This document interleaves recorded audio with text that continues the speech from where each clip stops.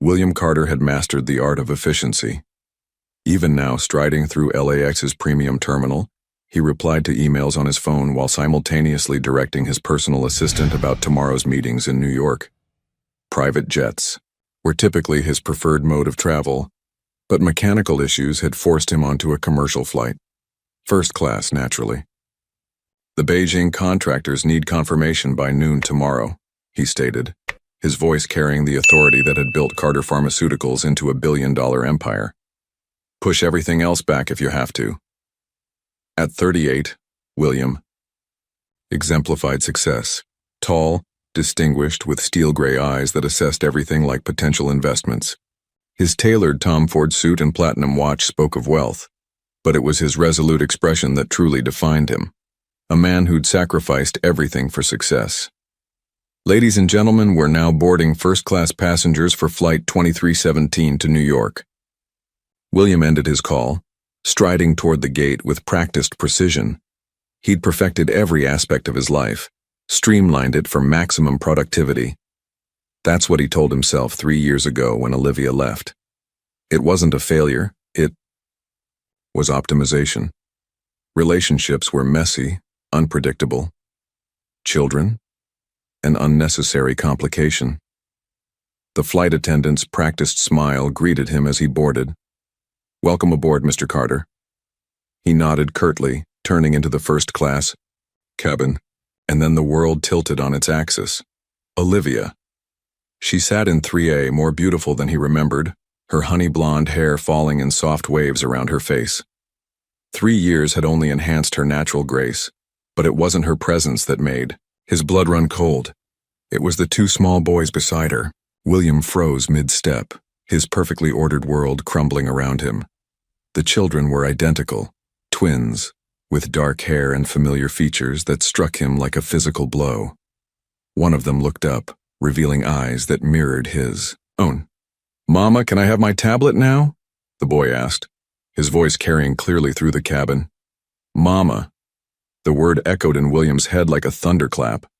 He watched, paralyzed as Olivia tenderly helped the child with his tablet, her movements those of a practiced mother. The other twin leaned against her, thumb in his mouth, clutching a well-loved stuffed elephant. They had to be about 2, maybe 3 years old.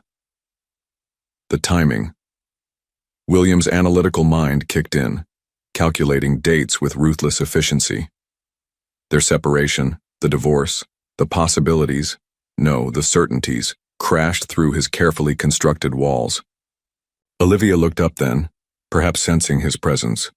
Their eyes met, and he saw the flash of panic cross her face before she quickly looked away, pulling both boys closer to her. Moving on autopilot, William found his seat, 4C, directly behind them. Close enough to hear every word, every laugh, every maternal endearment that Olivia softly spoke to the children. His children. They had to be his children. The flight attendant's safety demonstration became white noise as William's mind raced. He'd built his empire on careful planning, on controlling every variable. But this was chaos incarnate. "Noah, sweetie, please stay in your seat," Olivia's gentle voice carried back to him. "Liam, share the tablet with your brother." Noah and Liam. His sons had names. His sons existed. The plane taxied down the runway, but William barely noticed. Every fiber of his being focused on the seat ahead of him, where Olivia expertly managed the twins through takeoff, distracting them with stories and quiet games. He watched as she pulled out 2 identical blue sippy cups when their ears started bothering them during the ascent. Observed how she knew exactly which boy preferred the window seat and which needed extra reassurance when the plane hit mild turbulence. She'd done this alone. All of it. Because he'd made it abundantly clear that children weren't part of his carefully planned future. The irony wasn't lost on him. He'd spent years controlling every aspect of his life, and now his biggest life change had happened completely without his knowledge or consent. As the plane leveled off at cruising altitude, William pulled out his phone, opening his calendar app. He cleared tomorrow morning's schedule with a few decisive taps. This couldn't wait. When the seatbelt sign dinged off, he leaned forward, his voice low but firm. Olivia. She stiffened but didn't turn around. 10 o'clock tomorrow morning. My office. It wasn't a request. We need to talk. He saw her shoulders tense, watched as she drew in a deep breath. When she finally spoke, her voice was barely above a whisper. Yes, we do. The rest of the flight passed in a blur of suppressed questions and mounting tension. William Carter, the man who'd built an empire on absolute control, found himself facing the one thing he'd never planned for: fatherhood. And as the plane descended toward New York, he realized that for the first time in his life, he had no idea what to do next. The Carter Pharmaceuticals building pierced the Manhattan skyline like a glass and steel monument to ambition. At precisely 9:45 a.m., Olivia Bennett stood in its marble lobby, her heart hammering against her ribs. The security guard checked her ID, his eyebrows rising slightly at her name. She'd kept her married name for the twins' sake, though few in the building would remember her. Mrs. Carter? Mr. Carter is expecting you, the guard said, handing her a visitor's badge. The word Carter felt heavy, a reminder of everything that lay ahead. The elevator ride to the top floor gave Olivia precious moments to collect herself. She'd dropped the twins at her sister Madison's apartment, promising to return soon. Madison had offered to come with her, but this was a conversation she needed to handle alone. William's executive assistant, Regina Walsh, hadn't aged a day in 3 years. Her perfect posture and immaculate appearance remained unchanged, though surprise flickered across her features when she saw Olivia. He's waiting for you, Regina said, gesturing toward the familiar double doors. Olivia noticed she didn't offer coffee like she used to, back when she was the CEO's wife rather than his ex. William stood at the floor-to-ceiling windows when Olivia entered, his back to the door. The office looked exactly as she remembered: minimalist, powerful, every object carefully chosen to project success and control. He turned as the door closed behind her, and for a moment, neither spoke. Sit down, Olivia. His voice was controlled, but she caught the underlying tension. She chose the chair facing his desk, smoothing her navy dress, armor she'd chosen carefully for this moment. William didn't sit. He paced instead 3 precise steps before turning to face her. Were you ever going to tell me? I don't know, Olivia answered honestly. There was no point in lies now. I hadn't planned on seeing you again. Hadn't planned? His laugh held no humor. You're raising my children, my sons, and you hadn't planned on telling me they exist? The careful control slipped, revealing raw anger beneath. How could you make that decision for me? You made it yourself, William. Olivia's voice remained steady, though her hands clasped tightly in her lap. Or don't you remember? Children are anchors, Olivia. They drag you down, destroy your focus, ruin everything you've built. She quoted his words from memory. You made your position very clear. That was before. Before what? Before they existed? Does their existence suddenly change your fundamental beliefs about parenthood? She leaned forward. They're not a business proposition, William. They're people. Small, vulnerable people who need stability and love, not a father who sees them as an inconvenience. William stopped pacing, bracing his hands on the desk. You had no right to keep this from me. I could sue for custody. You could try. Olivia's voice held steel now. But you'd have to explain to a judge why you've been absent for 3 years, why you repeatedly stated you never wanted children, why you worked 16-hour days and missed every holiday when we were married. She met his gaze steadily. Do you even know their names? Noah and Liam, he said quickly, then faltered. I heard you on the plane. Noah Alexander and Liam Christopher, she corrected. Noah is allergic to strawberries. Liam won't sleep without his elephant named Blue. They both love dinosaurs, but can't stand peas. Noah is left-handed. Liam hums when he colors. They're not just names, William, they're people with personalities and needs and fears. William sank into his chair, the anger draining from him. Why didn't you tell me when you found out? I was going to, Olivia admitted softly. I had it all planned.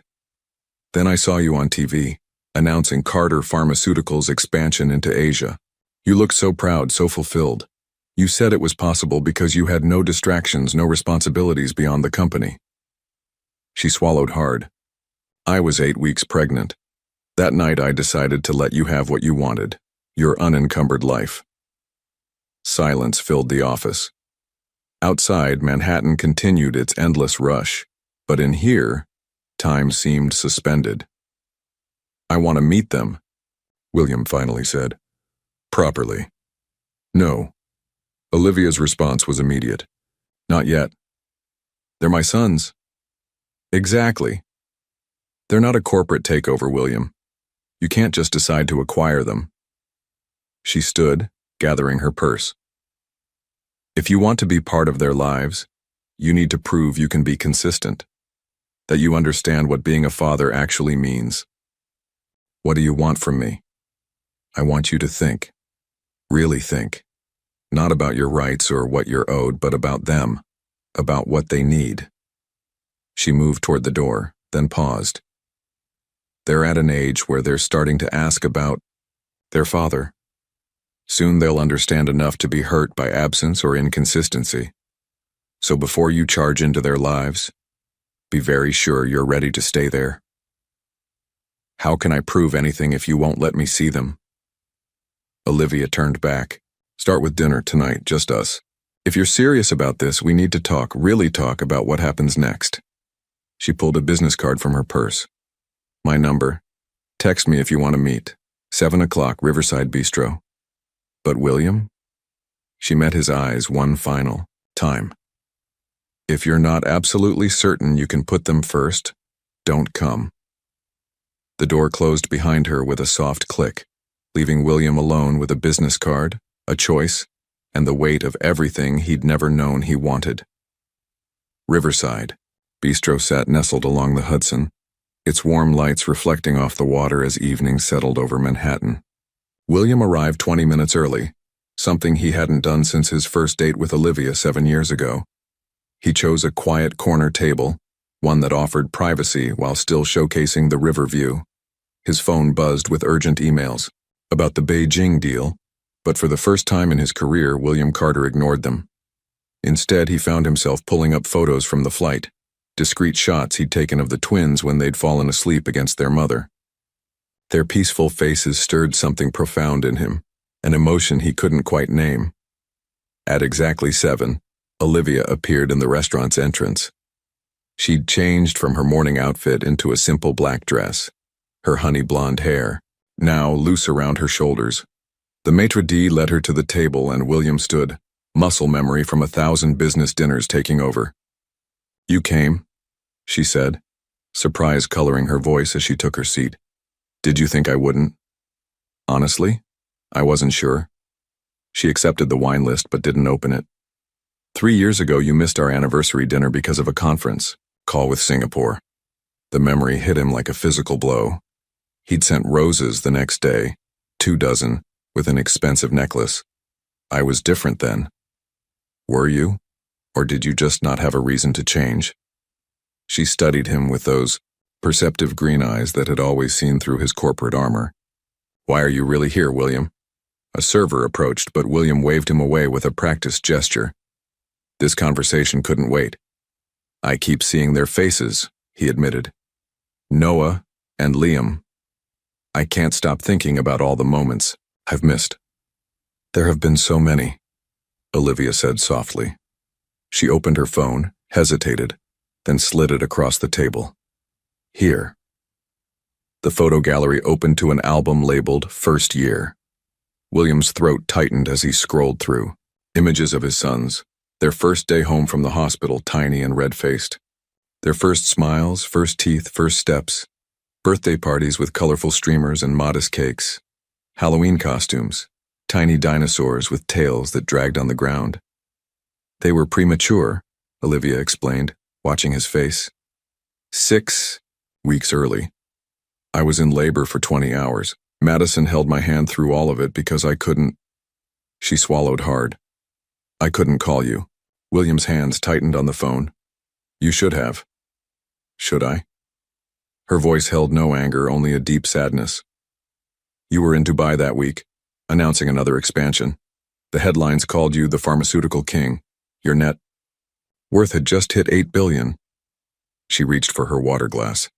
Tell me honestly, would you have come? The question hung between them, heavy with 3 years of choices and consequences. William wanted to say yes, to insist he would have dropped everything, but they both knew better. I've made mistakes, he finally said. More than I can count. But seeing them on that plane, he shook his head. It changed something in me. Olivia, they're perfect, they're terrifying? She offered a small smile. They have that effect. They're brilliant and exhausting and completely unpredictable. Everything you always said you couldn't handle in your life. The server returned, and this time they ordered, more out of social convention than hunger. As the man retreated, William leaned forward. Tell me about them. Everything. For the next hour, Olivia painted a portrait of their sons in words. How Noah was the adventurous one, always climbing and exploring, while Liam observed everything with thoughtful curiosity. Their first words, no for Noah, book for Liam, their favorite bedtime stories, the way they communicated in their own twin language that no one else could understand. They're in preschool now, she continued. Part-time, 3 days a week. Noah made friends immediately. Liam took longer, but now he has a best friend named Daniel. They're learning their letters, basic counting. They're ahead of their age group in verbal skills. Pride swelled in William's chest, followed immediately by a crushing sense of loss. I should have been there. Yes, Olivia agreed simply. You should have. Their entrees arrived, barely touched before getting cold. William had another question, one that had been burning since that morning. How do you support them? I know the divorce settlement. I haven't touched it, Olivia interrupted. Not one penny. I'm a pediatric nurse now. We live in a small apartment in Brooklyn. It's not luxury, but it's home. They don't need mansions or private jets, William. They need time, attention, love. Let me help. Set up trust funds at least. The best schools? No. Her tone was firm. Not until you prove this isn't just guilt or curiosity or wounded pride. They're not a problem you can solve by throwing money at it. William sat back, studying the woman before him. She'd changed. In their years apart, grown stronger, more assured. Motherhood suited her in a way his gifts of jewelry and sports cars never had. What do you want me to do? He asked finally. Start slow. Meet them in a neutral place, the park near our apartment. Let them get comfortable with you first. No promises, no grand gestures. She met his gaze steadily. And William, if you start this, you have to be consistent. No canceling because of meetings. No sending assistants with presents instead of showing up yourself. They need to be your priority. And if I fail, then you step away completely. I won't let them be. Hurt by half-hearted attempts at fatherhood, she reached into her purse, pulling out a small photo. This was last week at the zoo. The picture showed the twins in matching blue jackets, their faces lit with joy as they watched sea lions play. William touched it gently, tracing their features with a finger. Saturday, he said suddenly. This Saturday. I'll clear my schedule, the whole day. Whatever time works for them. Olivia studied him for a long moment. The park on Carroll Street. 10 a.m. They're usually hungry for lunch by 11:30, tired by 2. She stood, gathering her things. Don't be late, William. Not for this. He rose as well, fighting the urge to reach for her. I won't be. She nodded once, then turned, to leave. At the last moment, she looked back. They ask about you sometimes. They see other kids with dads at the playground. I've never said anything negative, just that you live far away. Her voice softened. Please don't make me regret changing that story. Long after she'd gone, William sat at the table, staring at the photo she'd left behind. His son's smiles challenged everything he'd built his life around. For the first time, He wondered if his empire of glass and steel was worth what it had cost him. His phone buzzed again. Urgent messages about tomorrow's board meeting. William Carter, the man who had built his fortune on never hesitating, found himself paralyzed by the simplest of choices. Open the email or keep staring at his children's faces. For the first time in his adult life, work could wait. Saturday. Morning dawned crisp and clear over Brooklyn, the autumn air carrying hints of approaching winter. William arrived at Carroll Park 45 minutes early, having spent the previous night researching child development and memorizing every detail Olivia had shared about the twins' personalities. He'd dressed down deliberately, dark jeans, and a cashmere sweater instead of his usual suit. A paper bag from the local toy store sat on the bench beside him, containing 2 identical plush dinosaurs. He'd spent an hour choosing them, remembering Olivia's mention of their love for prehistoric creatures. At 9:55, he spotted them entering the park. Olivia held their hands as they walked, one boy on each side. They wore matching red jackets, but even at a distance William could spot the differences she'd described. Noah bouncing with energy, Liam taking more measured steps. His heart thundered against his ribs as they approached. The twins noticed him before they reached the bench, their curiosity evident in the way they slowed their steps and glanced up at their mother. "Remember what we talked about?" Olivia said softly to them. "About meeting someone special today?"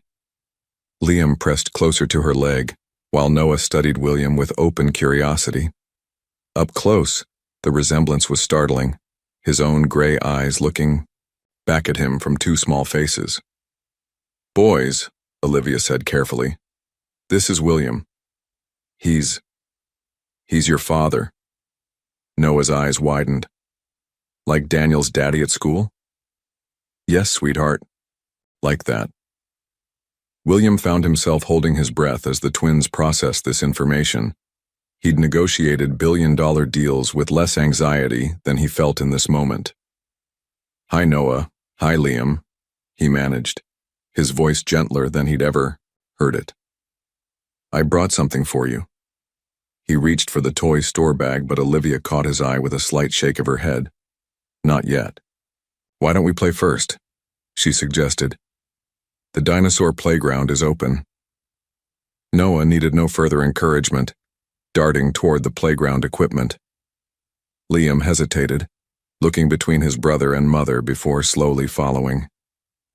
"They need time to warm up," Olivia explained quietly. "Just be present. Follow their lead." William nodded, watching as Noah fearlessly climbed the playground structure. Liam remained at the bottom, examining the mock fossils embedded in the playground's surface. "Mama!" Noah called from the top. "Watch me." "I'm watching, baby," Olivia called back. "Be careful." William's throat tightened as Noah navigated the elevated pathway with the confidence of a mountain climber. "Is that safe?" Olivia's lips curved slightly. "He's never fallen. Well, not from anything high. He's fearless but coordinated." She nodded toward Liam. "His brother's the cautious one, goes about everything methodically."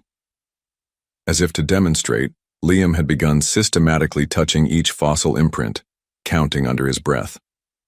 Without conscious thought, William found himself moving closer to Liam.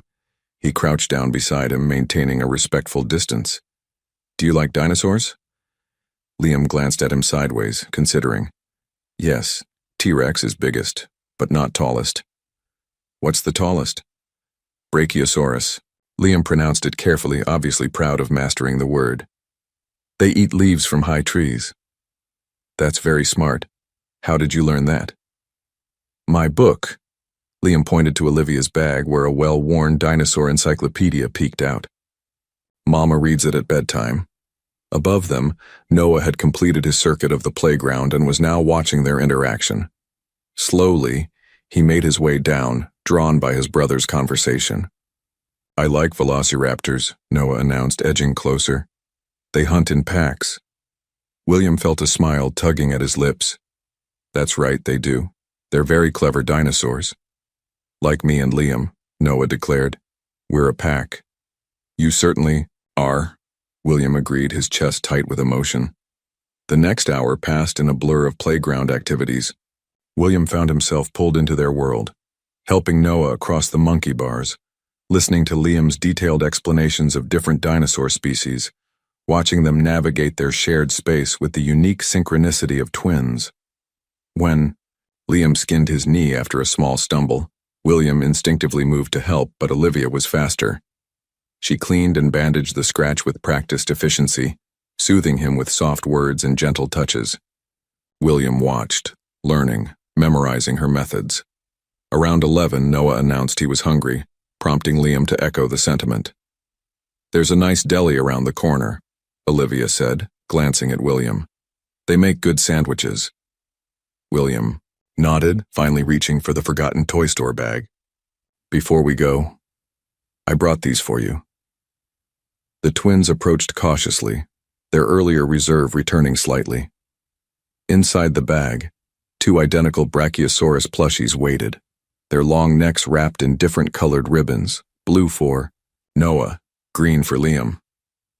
"I heard they're your favorite," William said to Liam, who was staring at the toys with visible longing. "Can we, Mama?" Noah asked, bouncing on his toes. Olivia nodded. "What do we say when someone gives us a gift?" "Thank you," they chorused, each carefully selecting their ribbon-marked dinosaur. Walking to the deli, William found himself part of their small procession.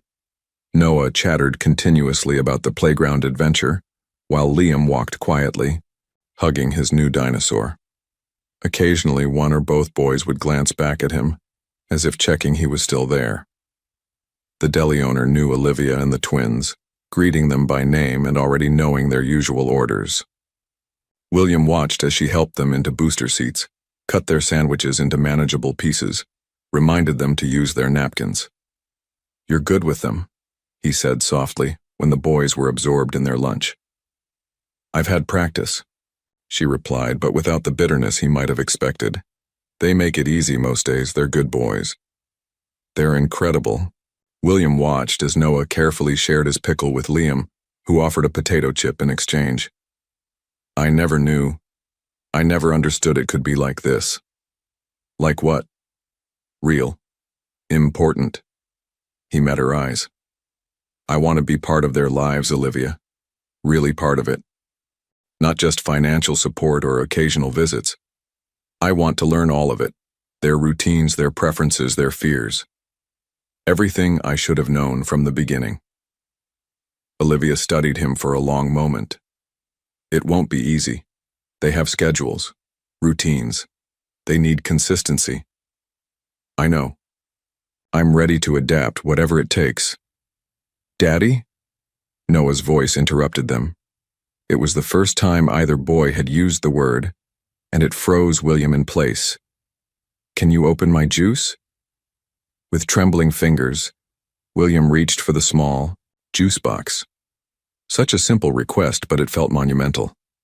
As he punctured the foil with the straw, he realized that in his entire career, no business success had ever felt as significant as this tiny act of fatherhood. "Thank you," Noah said, and William had to blink back unexpected moisture from his eyes. Later, as they prepared to say goodbye, both boys were fighting sleep, their new dinosaurs clutched tightly. William knelt down to their level. "Thank you for letting me play with you today," he said softly. Liam, still shy but less hesitant than before, asked, "Will you come back?" The question held more weight than the child could possibly understand. William looked up at Olivia, seeking permission before answering. "If it's okay with your mom, I'd like to come back very soon." Olivia nodded slightly.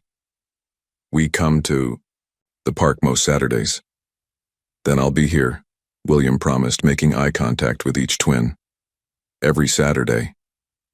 As he watched them walk away, Noah turning to wave one final time, William pulled out his phone. With quick, decisive movements, he canceled his standing Saturday morning meetings and marked every Saturday for the foreseeable future as unavailable. Some promises, he was learning, mattered more than any business deal ever could. Monday. Morning hit like a tidal wave. William sat in his corner office staring at the stack of urgent contracts requiring his attention, but his mind kept drifting to small hands and dinosaur stories. The weekend's events had shaken his carefully constructed world, leaving him questioning priorities he'd never before doubted. "Mr. Carter?" Regina's voice crackled through the intercom. "The board members are waiting in the conference room. They're asking about the Beijing timeline." William straightened his tie, muscle memory taking over as he gathered his presentation materials. The familiar walk to the conference room felt different somehow, as if he were moving through a slightly altered reality. "Gentlemen," he greeted the board, his voice carrying its usual authority. The room held the same faces that had supported his vision for years, distinguished men in expensive suits, all focused on profit margins and market expansion. "We've received concerning reports about delays in the Beijing negotiations." Richard Morrison, the lead director, began without preamble. "Sources suggest you've been distracted."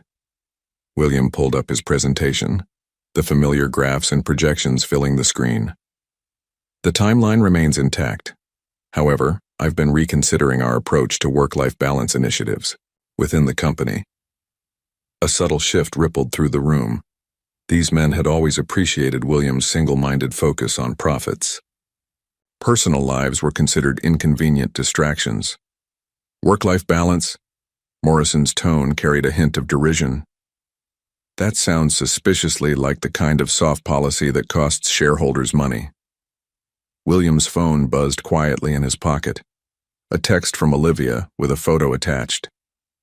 He didn't need to look to know it would be the twins, probably at their preschool.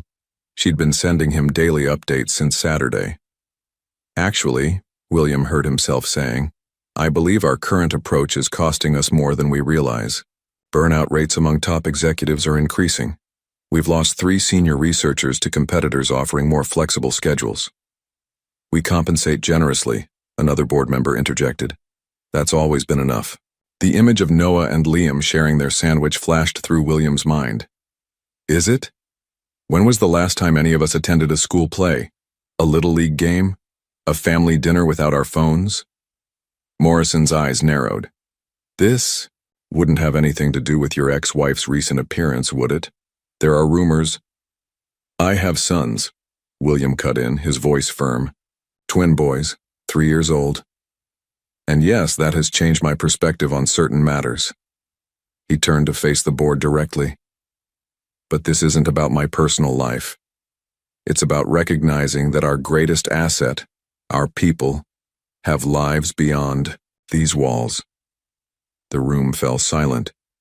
William could feel the weight of their judgment, their confusion at this unexpected deviation from his usual stance. He pulled up the next slide. "Our competitors are adapting. Flexible schedules, remote work options, comprehensive family leave policies. They're not just attracting top talent, they're retaining it. Meanwhile, our turnover rates in key positions have increased by 28% in the last year alone."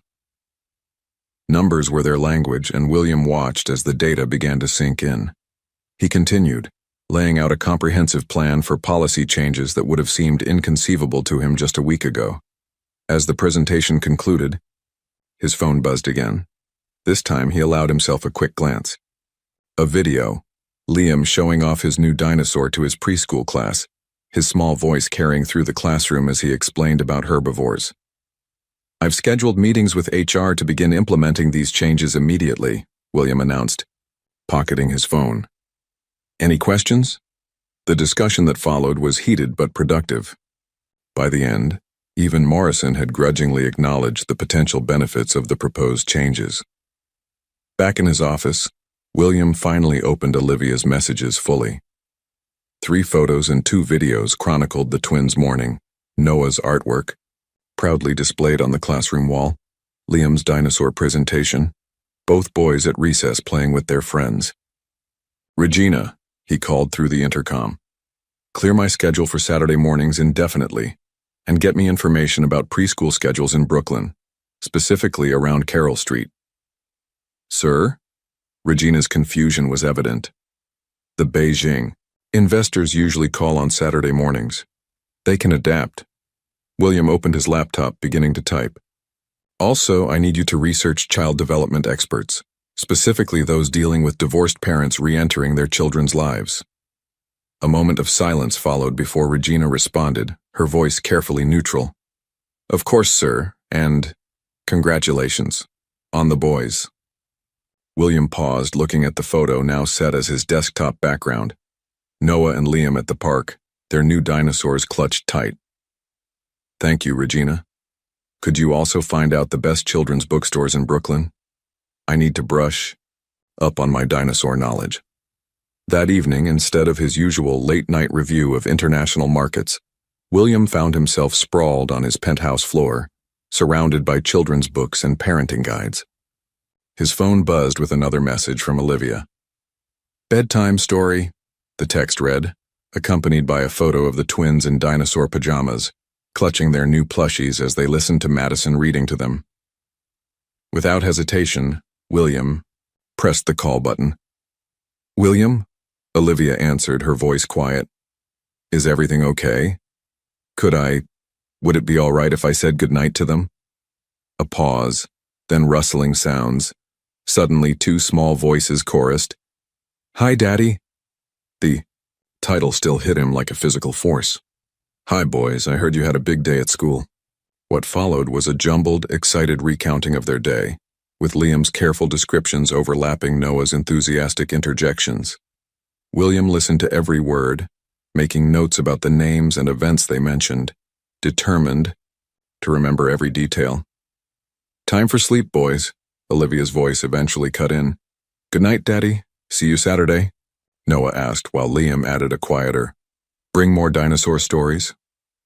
I'll be there, William promised, with lots of dinosaur stories.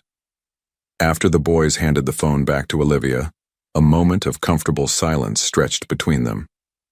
You're doing well with them, she said finally. I'm trying. William looked at the books scattered around him. I have a lot to learn. That's all any parent can do. Her voice softened. Good night, William. After they hung up, William remained on the floor, surrounded by his research materials. On his desk, his laptop chimed with urgent emails about the Beijing deal. For the first time in his career, William Carter, CEO of Carter Pharmaceuticals, left work emails unanswered in favor of memorizing facts about Brachiosaurus dietary habits. Some lessons he was learning couldn't be found in quarterly reports or profit margins. They came instead in small voices saying "Daddy," in shared sandwiches, and in promises kept. The headline blazed across William's tablet screen. Carter Pharmaceuticals CEO goes soft, board questions new family-first policies. He stood at his kitchen window, Manhattan's early morning skyline stretching before him, as he scrolled through the Wall Street Journal article. 3 weeks had passed since his first meeting with the twins, and the corporate world was beginning to notice the changes in their once predictable CEO. His phone lit up with Madison's name. Olivia's sister had become an unexpected ally, helping him navigate the complexities of entering the twins' lives. Have you seen the news? She asked without preamble. I'm looking at it now. William sipped his coffee. The board's concerns were bound to leak eventually. Olivia's worried. She doesn't want your relationship with the boys to damage your company. William set down his cup. How are they this morning? Excited. Noah's been up since dawn telling everyone his daddy's coming to his first t-ball game. Madison paused. You're still coming, right? Even with all this happening? Wild horses couldn't stop me. William checked his watch. I'll be there by 9. The drive to Brooklyn felt longer than usual, his mind racing between the article's implications and the upcoming game. He'd never attended a children's sporting event in his life, but he'd spent hours researching t-ball rules and appropriate parent behavior. The local park was already filled with miniature athletes in matching blue uniforms when he arrived. He spotted Olivia immediately, helping Noah with his tiny baseball cap while Liam sat nearby, more interested in his dinosaur book than the game preparations. Daddy! Noah's shout drew attention from several nearby parents. William caught the whispers, saw the recognition in their eyes as they connected his face to recent news coverage. Hey, champion. William crouched down to Noah's level. Ready for the big game? Noah nodded enthusiastically, showing off his uniform. I'm number 7. That's a lucky number. Very lucky, William agreed, fighting emotion at seeing his son in his first team uniform. And look who's got the best cheering section. He turned to Liam, who had finally looked up from his book. Ready to help me cheer for your brother? Liam considered this seriously. Can I bring Blue? He clutched his ever-present dinosaur plushie. Blue has a front row seat, William assured him, leading both boys toward the bleachers. Olivia followed, carrying a cooler of snacks and water bottles. The game, if it could be called that, was organized chaos. 5-year-olds swung wildly at balls perched on tees, ran in wrong directions, and occasionally forgot they were playing, at all. Noah, younger than most of his teammates but determined, approached each at-bat with intense concentration. Watch, Daddy, he called before his first swing. William found himself holding his breath as Noah connected with the ball, sending it rolling past the pitcher's mound. The pure joy on his son's face as he ran toward first base was worth more than any business deal William had ever closed. Go, Noah, Liam shouted beside him, surprising everyone with his volume. Run faster. Olivia caught William's eye, sharing a smile at Liam's unexpected enthusiasm. The moment felt perfect until William's phone buzzed with Morrison's number. He declined the call. Morrison called again, and again. Take it, Olivia said softly. We both know it must be important. William looked at his sons, Noah playing in the field, Liam now fully invested in cheering, and shook his head. Nothing's more important than this. Between innings, while Noah proudly showed his teammate his own dinosaur plushie, William finally checked his messages. The Beijing deal was unraveling. Investors were nervous about his changing priorities. The board was calling an emergency meeting. Daddy, did you see? Noah ran up, face flushed with excitement.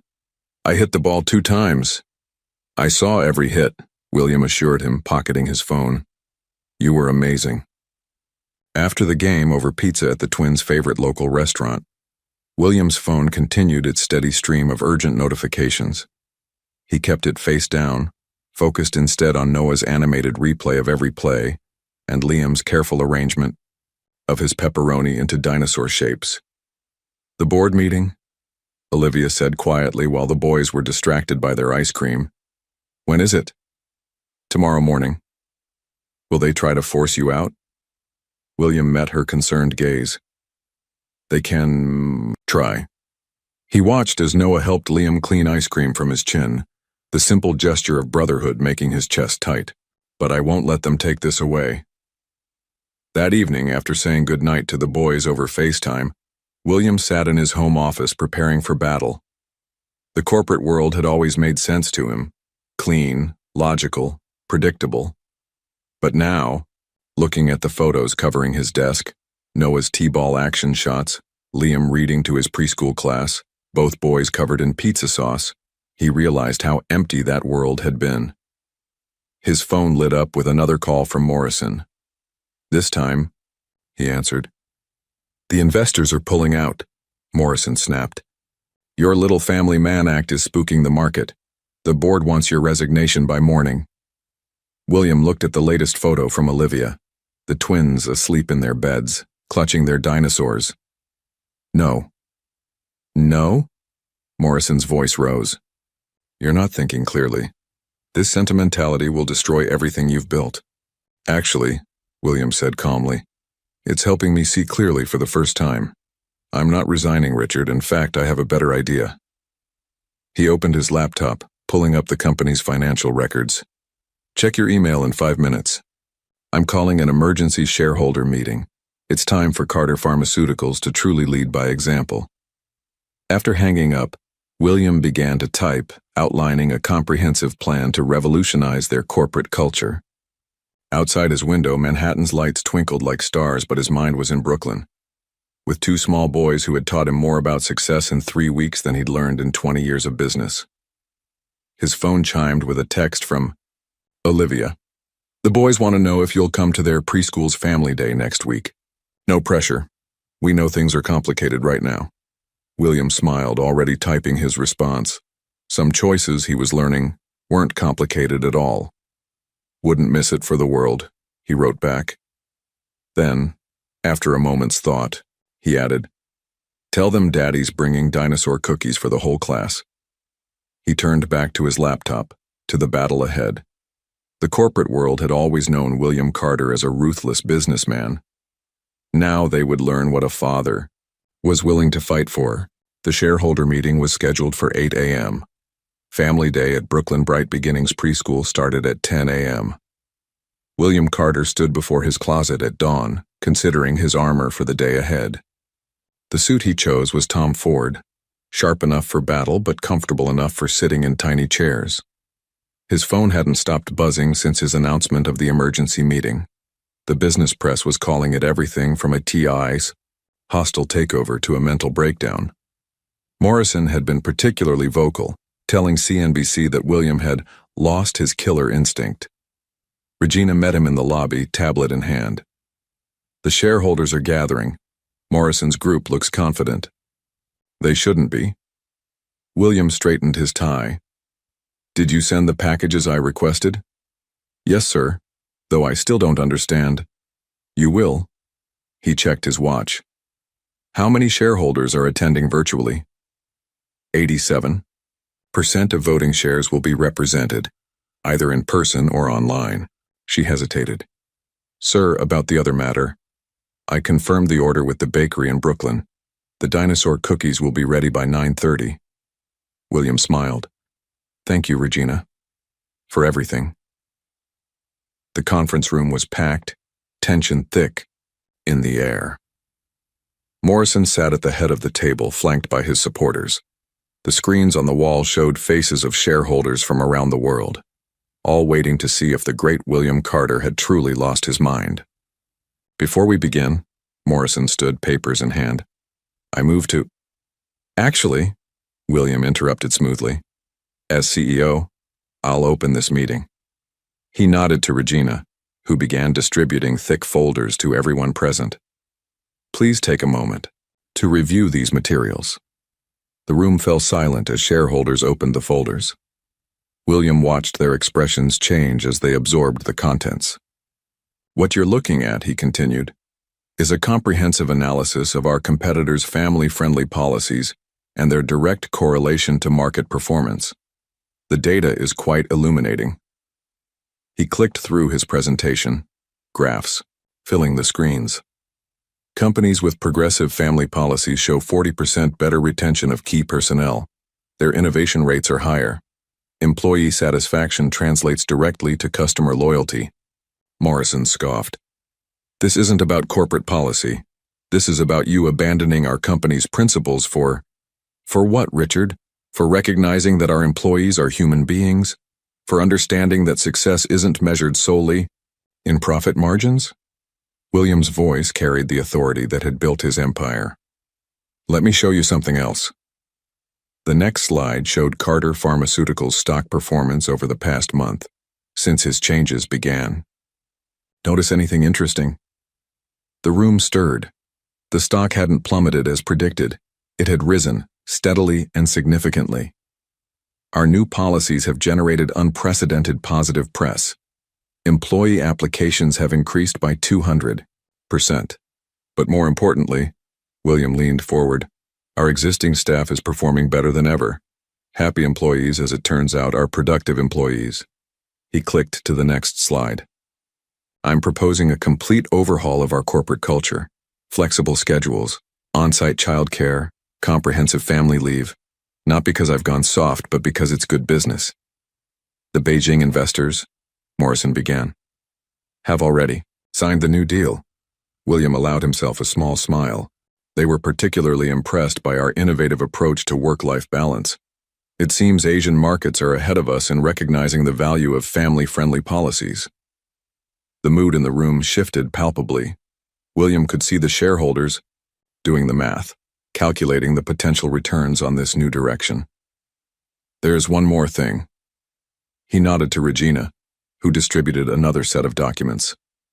"I'm increasing my personal stake in the company. buying an additional 15% of shares at a premium. Because I believe in this vision. The question is, do you? The vote that followed was anticlimactic. Morrison's opposition crumbled, in the face of hard data and the prospect of premium buyouts. By 9:45, William was in his car heading to Brooklyn. He made it to the preschool with 5 minutes to spare, the boxes of dinosaur cookies carefully balanced in his arms. The classroom was already full of parents and excited children when he entered. "Daddy!" Two small voices called out in unison. Noah and Liam ran to him, their enthusiasm nearly upsetting the cookie boxes. "Careful, boys," Olivia called, helping him with his burden. She studied his face. "How did it go?" "We won." He smiled, watching as their sons discovered the dinosaur-shaped treats. "All of us."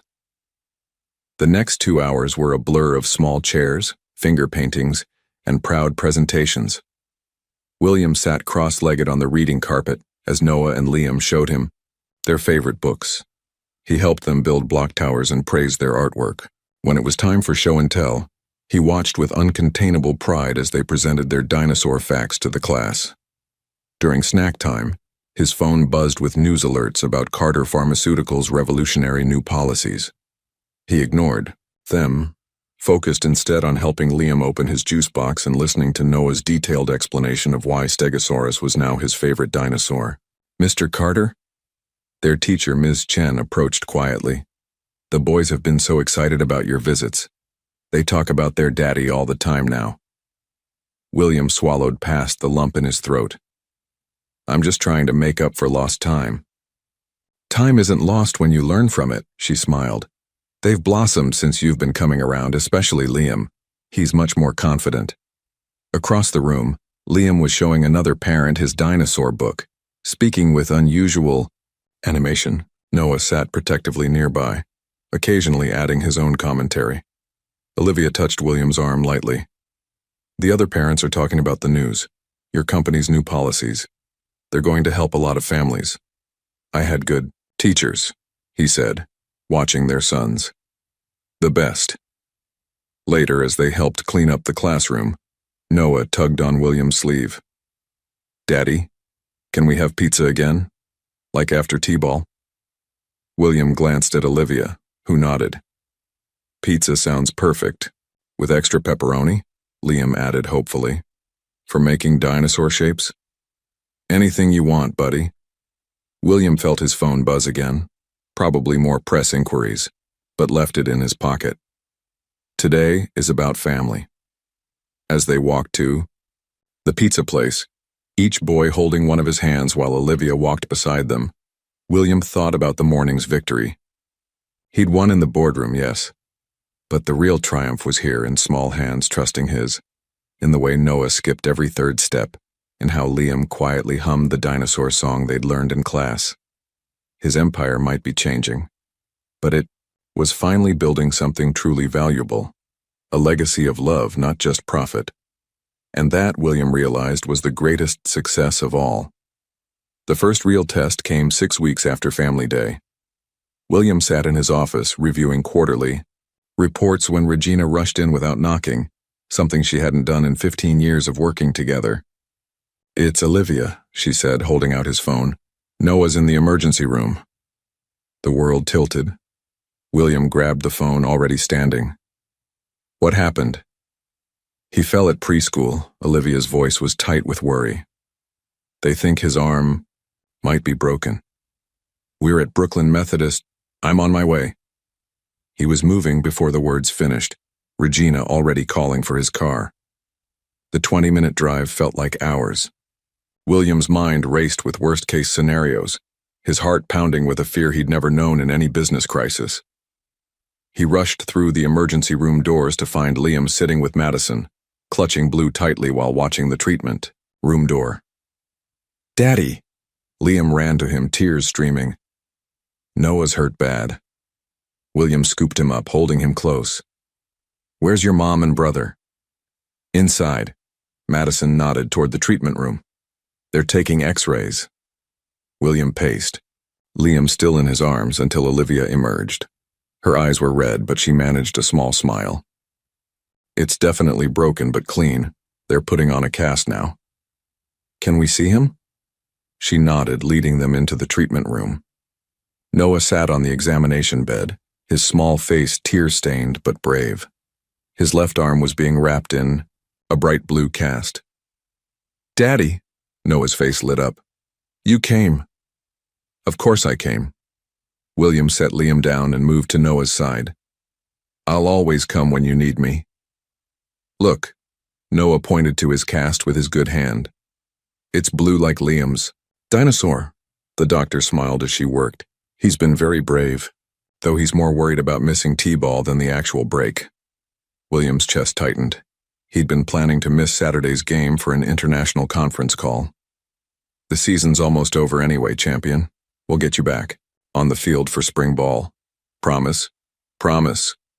William watched as the doctor finished with the cast. And hey, now you have a cool story to tell your class.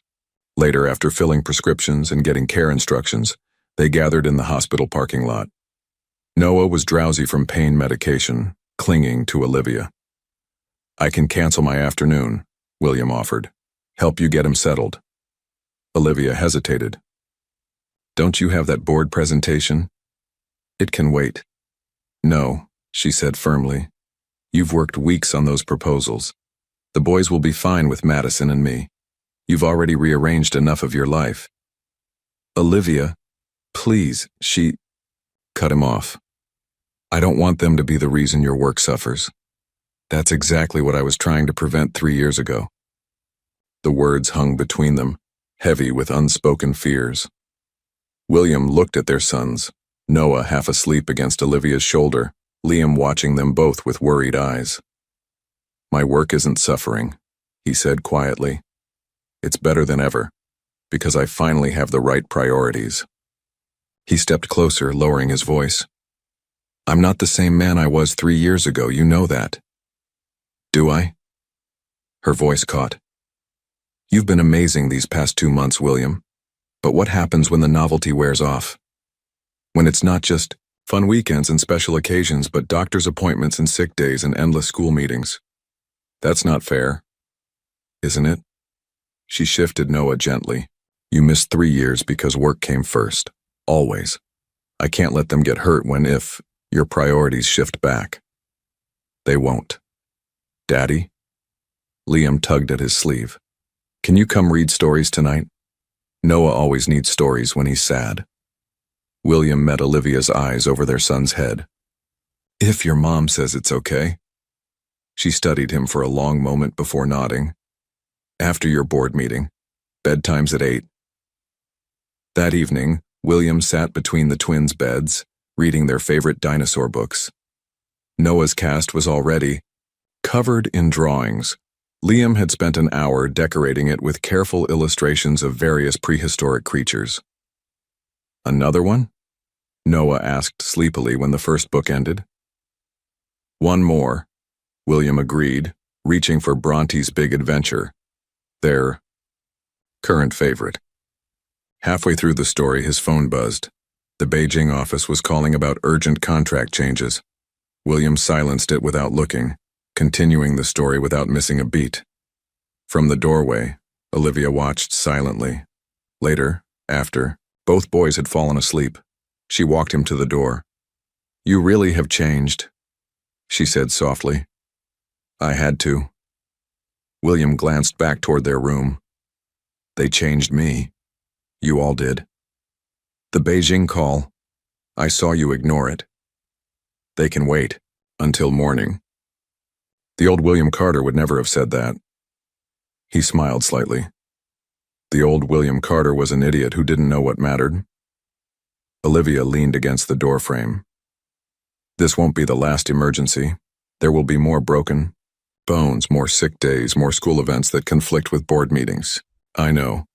They'll need you, not just for the fun parts, but for the hard ones too. I want all of it, William said firmly.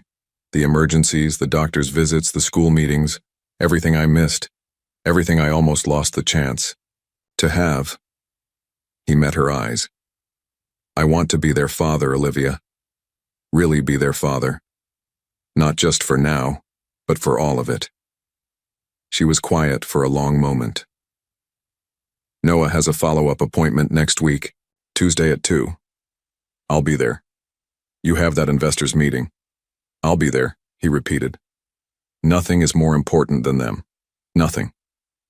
As he drove home that night, William thought about the day's events.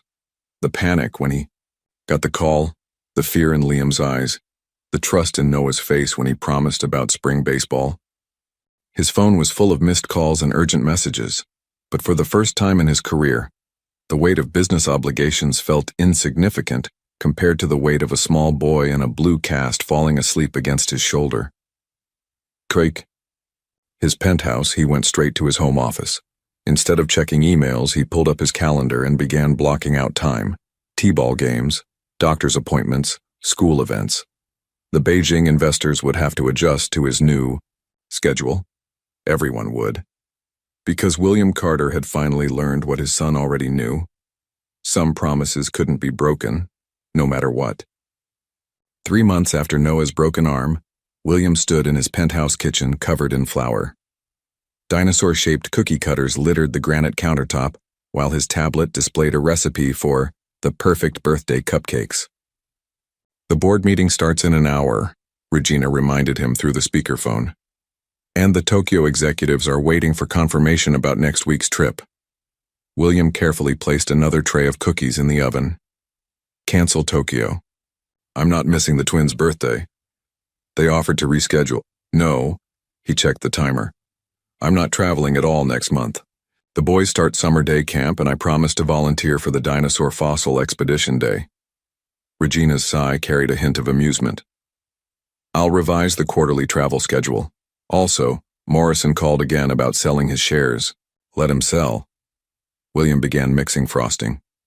He never understood where this company is heading anyway. After ending the call, William surveyed his handiwork. Dozens of dinosaur cookies cooled on racks, waiting to be frosted. The cupcakes were next, chocolate with blue frosting for Liam, vanilla with green for Noah. Their 4th birthday party was tomorrow, and he'd insisted on baking everything himself. His phone chimed with a text from Olivia. The boys are asking if you're still coming for bedtime stories tonight. Wouldn't miss it, he replied, then added, How do you feel about helping taste test some cookies? Her response came quickly. We'll be there in an hour, fair warning, they're extra excited about tomorrow. William smiled, remembering their reaction when he'd suggested having the party at the Natural History Museum. He'd arranged for a private tour of the dinosaur exhibits, complete with a paleontologist to answer their endless questions. The doorbell rang just as he finished frosting the first batch of cookies. Twin voices called out, Daddy, as his sons burst into the kitchen, stopping short at the sight of the cookie-covered counters. Are those all for our party? Noah's eyes were wide. Did you make them? Liam added, studying the dinosaur shapes critically. I did. William lifted them, up to see better. Want to help decorate them? For the next hour, the kitchen became a joyful mess of frosting and sprinkles. Noah approached the task with his usual enthusiasm, while Liam carefully color-coded his cookies by species. Olivia leaned against the counter, snapping photos and sampling the results. These are actually good, she said, surprised. When did you learn to bake? YouTube tutorials. William helped Liam pipe details onto a stegosaurus. I've been practicing for weeks. Daddy makes the best cookies now, Noah declared loyally, his face smeared with blue frosting. Better than the bakery? Olivia teased. Way better, Liam nodded seriously. Because he makes them special for us. William caught Olivia's eye over their sons' heads, seeing his own emotion reflected there. These moments, ordinary, messy, perfect, were everything he'd nearly missed. Can we see our party clothes? Noah asked, licking frosting from his fingers. William led them to the guest room, now transformed into a space for the twins with bunk beds and dinosaur-themed everything. Their party outfits hung on the closet door, matching suits but in different colors, just like they'd requested. We're going to look so fancy, Noah bounced excitedly. Like Daddy, Liam added, touching. his small blue tie. Later, after the boys were cleaned up and settled in for stories, William noticed Olivia examining the room's recent changes. "You've done a lot here," she said quietly. They needed their own space. He gestured to the carefully organized books and toys. "For when they visit." "When did you do all this?" "Been working on it gradually. I wanted it to be perfect for them." He hesitated. "I was hoping maybe they could start spending more time here. Regular weekends, maybe some weekdays." Olivia was quiet for a moment. "You've proven me wrong." "You know?" "About what?" "Everything." She turned to face him. "These past months you've been there for every moment, big and small. The broken arm, the stomach flu, the nightmare phases. You haven't missed a single promise to them." "They're my priority," William said simply. "Everything else works around them now, not the other way around." "I see that," she smiled softly. "They adore you. I adore them." He watched as their sons argued playfully about which story to read first. "I adore all of you." The words slipped out before he could stop them. Olivia's breath caught, and for a moment the air between them crackled with unspoken possibilities. "Daddy, we picked one," Noah called, breaking the moment. William moved to the beds, settling into his usual spot between them. But as he began reading about Bronte's latest adventure, he was acutely aware of Olivia watching from the doorway, her expression thoughtful. The story was interrupted by a call from Beijing, another crisis demanding attention. William silenced his phone without breaking rhythm, continuing the tale as Noah and Liam snuggled closer. "You didn't even check who it was," Olivia said later as they cleaned up the kitchen. "Didn't need to." William packed cookies carefully into containers. "Nothing's more important than bedtime stories. The William Carter I married would never have said that. The William Carter you married was a fool." He met her eyes. "I know what matters now." She stepped closer, helping him with the containers. "And what's that?" "Family." His voice softened. "Love. All the things I was too, blind to see before." Their hands touched as they reached for the same container. Neither pulled away. "The boys' birthday wish list," Olivia said suddenly, her voice unsteady. "Do you know what they asked for?" William shook his head. "For their daddy to live closer. To see you every day, not just some days." She took a shaky breath. "They want their family together." "And what do you want?" William asked quietly. Before she could answer, his phone buzzed again. Morrison, probably with more complaints about the company's direction. The call went unanswered as William waited, heart pounding for Olivia's response. The kitchen timer chimed, announcing the last batch of cookies was done. But neither moved, caught in a moment balanced between past hurts and future possibilities, between what was lost and what might still be found. "I want—" Olivia began, then stopped as Noah's voice called from the bedroom. "Mama, Daddy, we need one more story." They shared a look, years of history and months of change hanging between them. Then Olivia smiled. That same soft smile that had first captured William's heart years ago. "We should probably finish this conversation tomorrow," she said. "After the party." William nodded, hope blooming in his chest. Tomorrow. As they headed back to the bedroom for one more story, William thought about birthday wishes and second chances, about cookies and bedtime stories, and all the small moments that added up to something magnificent. Tomorrow would bring its own challenges, a birthday party to orchestrate, a conversation to finish, a future to possibly rebuild. But for now, there were stories to read, and sons to hold, and a love that had never really died, just waited to be rediscovered in dinosaur shapes and frosting-covered smiles. The American Museum of Natural History stood quiet in the early morning light, its halls empty except for the small group gathered in the Hall of Saurischian Dinosaurs. Noah and Liam, resplendent in their matching suits with different colored ties, stood transfixed before the T-Rex skeleton, their small hands clasped together. Is it real, Daddy? Liam whispered, gripping William's hand. Every bone, William confirmed, sharing a smile with Olivia over their son's matching expressions of awe. Dr. Rivera here can tell you all about how they found it. The paleontologist. William had arranged to guide their private tour, knelt beside the twins. Would you like to hear about the expedition that discovered this specimen?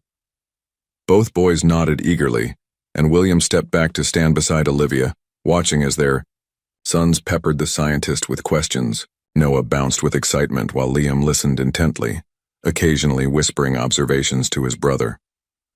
You've outdone yourself, Olivia murmured, adjusting Noah's slightly crooked tie. This is beyond perfect. They deserve perfect. William watched as Dr. Rivera showed the boys how paleontologists carefully excavate fossils. After everything, we all do. The morning unfolded like a dream. The twins led their small group of party guests, family and close friends, through the dinosaur halls, sharing facts they'd memorized from their books.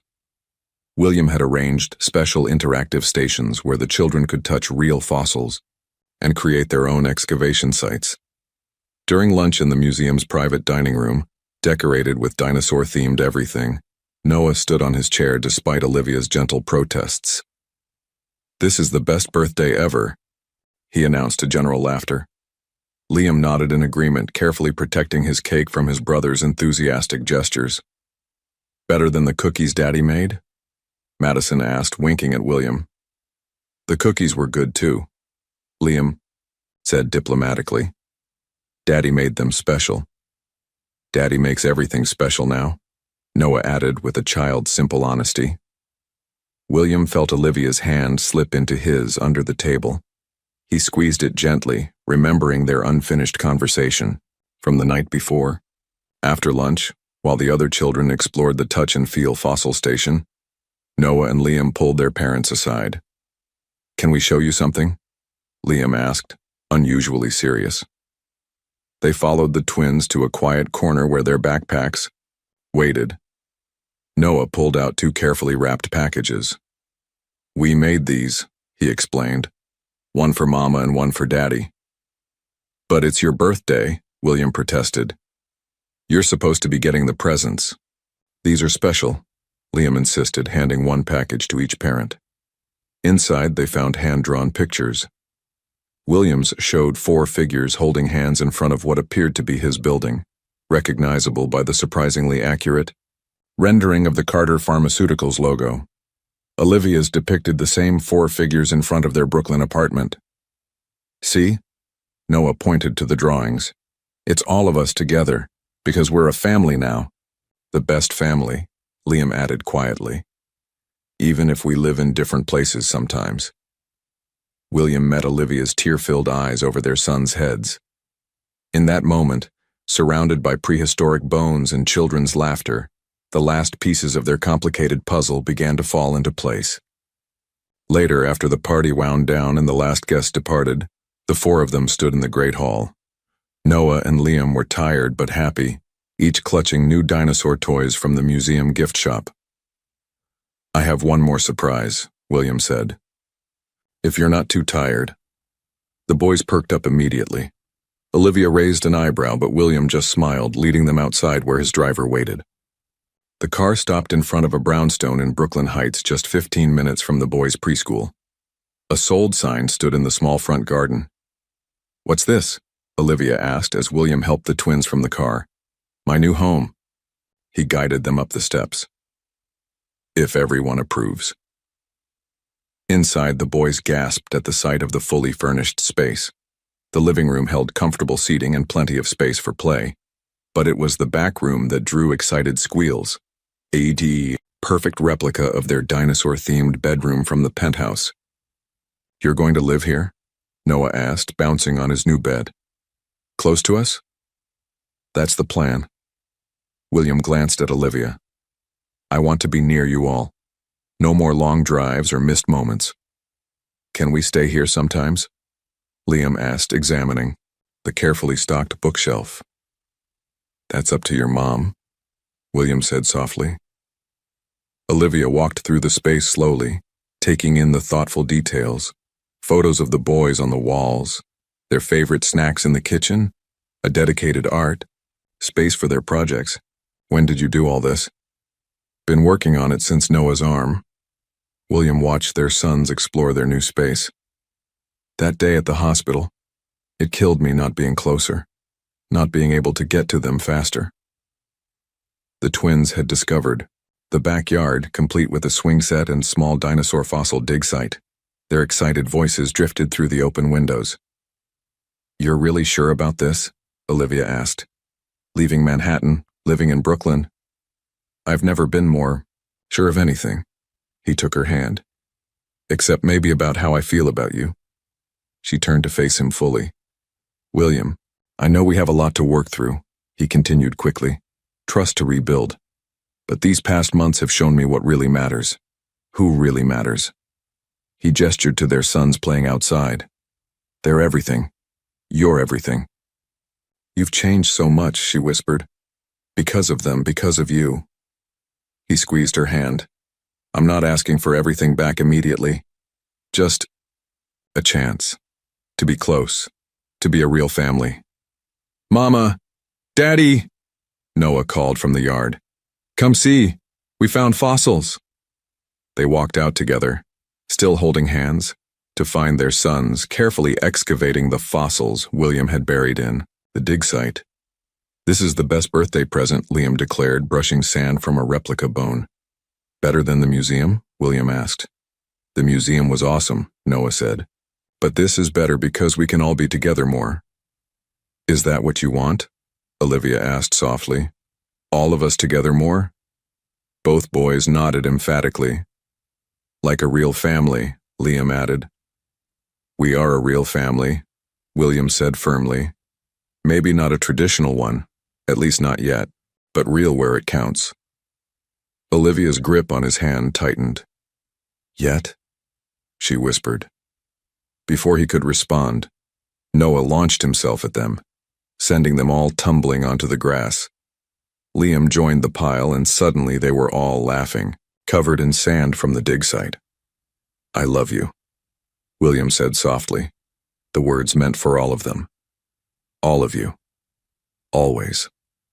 The setting sun painted Brooklyn in shades of gold as the newly reformed family lay in the grass, making plans for dinosaur gardens and weekend adventures. The boys chattered about sharing their fossil discoveries with their friends, while William and Olivia exchanged looks full of promise and possibility. Later, after the twins had fallen asleep in their new beds, Olivia and William stood in the kitchen. "Stay," he said simply. "All of you. Not just tonight, but stay." She stepped closer, touching his face gently. "Are you sure? Your whole life is in Manhattan." "No," he smiled, covering her hand with his. "My whole life is right here." As they kissed, soft and sweet and full of promise, the sound of small feet padding down the hall made them smile. "I think we have company," Olivia whispered. Sure enough, two tousled heads peeked around the corner. "Is this home now?" Noah asked sleepily. William and Olivia shared a look, years of missed chances and new beginnings passing between them. "Yes," they said together. "This is home." And there, in a Brooklyn brownstone filled with dinosaur dreams and second chances, the Carter family began again. Not as they were, but as they were always meant to be. At what point in the story did you feel that William really changed? Was it during the first time he saw his children on the plane? When Noah broke his arm, or when he started making cookies for their birthday? Leave your opinion in the comments. Thank you for watching. If you enjoyed the story, please subscribe to our channel and leave a comment below letting us know what you thought. Your feedback and support mean a lot to us. Stay tuned for more exciting stories.